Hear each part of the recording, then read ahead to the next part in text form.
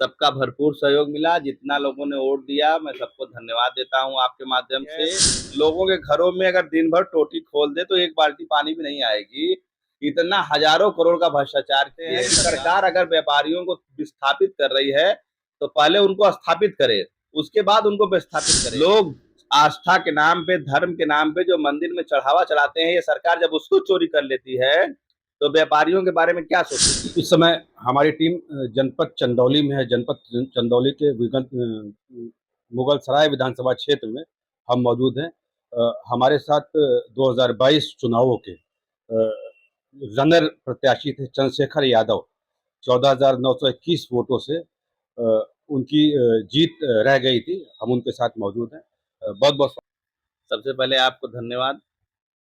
सबसे बड़ी वजह क्या रही हार की? आप सबसे बड़ी वजह हार की ये माना जा सकता है क्योंकि जनादेश का हम सम्मान करते हैं और चूंकि हम लोगों को समय बहुत कम मिला था। माननीय राष्ट्रीय अध्यक्ष जी ने जो समय दिया था वो थोड़ा सा कम था। हम लोग 15 दिन जो नामांकन का अंतिम डेट था, उस चुनाव तक डेट तक ही चुनाव लड़ पाए। हालांकि हम लोगों की तैयारी पहले से भी थी, लेकिन उसमें थोड़ी सी अपनी कमियां को मानते हैं हम कि हमारी थोड़ी कमी रह गई, हम चुनाव नहीं जीत पाए। आगे बेहतर रणनीति बना के और पीडीए के तहत हम लोग चुनाव जीतने का काम करेंगे, पीडीए को साथ लेके। आपको लगता है कि संगठन की ओर से कोई कमी रह गई थी? नहीं, उसको हम अपनी कमी मानते हैं, उसको किसी की कमी नहीं मानते हैं। ये हम मानते हैं कि हमारी कमी थी, हम लोगों ने चुनाव नहीं जीत पाए हम लोग, और आगे इस बेहतर रणनीति बना के चुनाव जीतने का काम करेंगे हम। आपको मुस्लिम, यादव और दूसरे जो पिछड़े वर्ग हैं, वो सबका सहयोग मिला था? सबका भरपूर सहयोग मिला। जितना लोगों ने वोट दिया, मैं सबको धन्यवाद देता हूं आपके माध्यम से। और हमेशा लोगों के बीच में हम लोग अपना काम करते हैं, लोगों के सुख में, लोगों के दुख में जनहित के मुद्दों को उठाते हैं। हम ये मानते हैं कि आने वाले चुनाव में भारतीय जनता पार्टी का सफाया होगा, समाजवादी पार्टी मुगलसराय चुनाव जीतेगी। यहाँ अभी क्या मुख्य मुद्दे हैं? अभी तो मुख्य मुद्दे मुगलसराय में व्यापारियों का लगातार सरकार प्रताड़ना कर रही है, व्यापारियों का लगातार शोषण कर रही है। जो व्यापारियों की दुकानें टूट रही हैं, सरकार उनको कंपटीशन भी नहीं दे पा रही है। इसलिए हम ये चाहते हैं कि ऐसी सरकार को जब तक व्यापारी वर्ग, सारे वर्ग मिलके नहीं उखाड़ फेंकेंगे, तब तक ना तो व्यापारियों का भला होने वाला है, ना तो किसानों का भला होने वाला, ना तो नौजवानों का भला।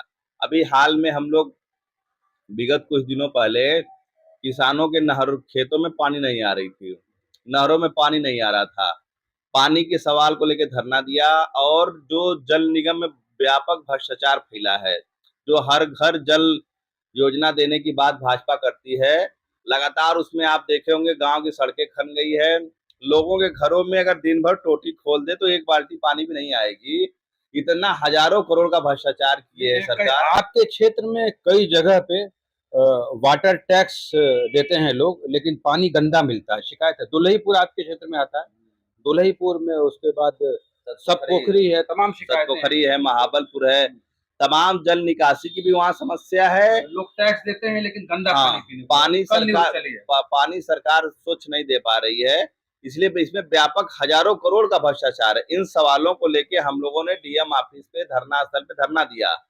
उसका परिणाम स्वरूप सरकार हम लोगों का आवाज दबाने के लिए हम लोगों के ऊपर, तमाम हमारे साथियों के साथ हम लोग धरने बैठे थे, तमाम मुकदमा लाद के हम लोग को अपराधी बनाने का प्रयास कर रही है। लेकिन हम लोग आपके माध्यम से कहना चाहेंगे कि जनता के सवाल पे हम लोग हमेशा आंदोलन करते रहेंगे। ये सरकार एक नहीं सैकड़ों मुकदमा भी लाद देगी, तो मुकदमे से हम समाजवादी पार्टी के लोग नहीं डरते हैं। यहाँ मुझे पता चला है कि ये जमीन अतिक्रमण वाली जमीनें हैं। 100-100 फीट लिया जा रहा है व्यापारियों से। तो ऐसे में बतौर कर्टसी क्या गवर्नमेंट को छोड़ना चाहिए? क्या आपका स्टैंड है? निश्चित तो मंदी आएगी, देखिए, पहले तो मैं बताना चाहता हूं कि भारतीय जनता पार्टी के मुख्यमंत्री योगी आदित्यनाथ जी चंदौली में आए थे शिलान्यास करने मुख्यालय में, कचहरी का, कोर्ट का। उन्होंने मंच के माध्यम से घोषणा किया था कि मुगलसराय में व्यापारियों को बचाने के लिए हम फ्लाईओवर देंगे। एक बहुत तेज तराक पढ़ा लिखा अपने को विधायक कहते हैं, उन्होंने कहा कि हम व्यापारियों को फ्लाईओवर देके बचा लिए, लेकिन आज तक उनसे सवाल पूछिए कि फ्लाईओवर, एलिवेटेड फ्लाईओवर कहाँ गया? अगर वो फ्लाईओवर मुगलसराय में बन गया होता तो शायद व्यापारियों का शोषण नहीं होता, शायद व्यापारियों की दुकानें नहीं टूटती। हम ये सवाल करते हैं कि सरकार अगर व्यापारियों को विस्थापित कर रही है तो पहले उनको स्थापित करे, उसके बाद उनको विस्थापित करे। जिनके मकानों को तोड़ा जा रहा है उनको मुआवजा दे, उसके बाद उनके मकानों को तोड़े। हर व्यापारी चाहता है कि मुगलसराय स्वच्छ रहे, सुरक्षित रहे। इसमें इससे कितने व्यापारी प्रभावित हो रहे हैं? करीब 2 से लेके 300 लगभग व्यापारी प्रभावित हो रहे हैं। 200-300 की बात छोड़िए, पूरे मुगलसराय की आम आम जनमानस प्रभावित होती है। पूरे मुगलसराय पूरे चंदौली जिले का हब है।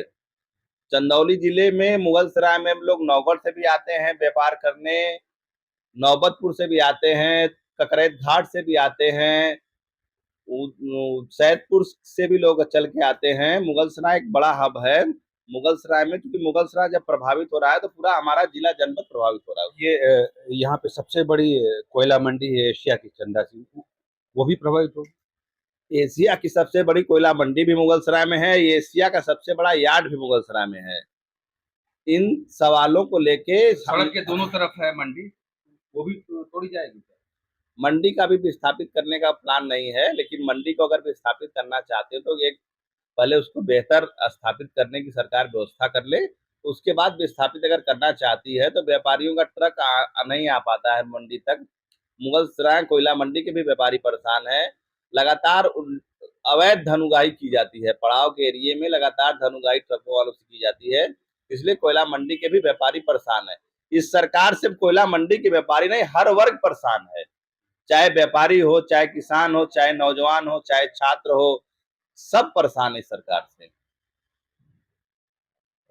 आप मानते हैं कि इससे और महंगाई बढ़ेगी, यहाँ पे दुकानें टूटेंगी, लोग बेरोजगार होंगे, बहुत से लोगों का घर चलता है उससे, बहुत से कर्मचारी जो दुकान पे काम करते हैं वो जुड़े हुए हैं, तो दोबारा प्रतिष्ठान खड़ा करने में तमाम पैसा लगेगा, मेहनत लगेगी लोगों को। देखिए, ये बातें तो सरकार को सोचनी चाहिए, लेकिन ये सरकार किसी की नहीं है, ये सरकार अपने सगे संबंधियों की नहीं है।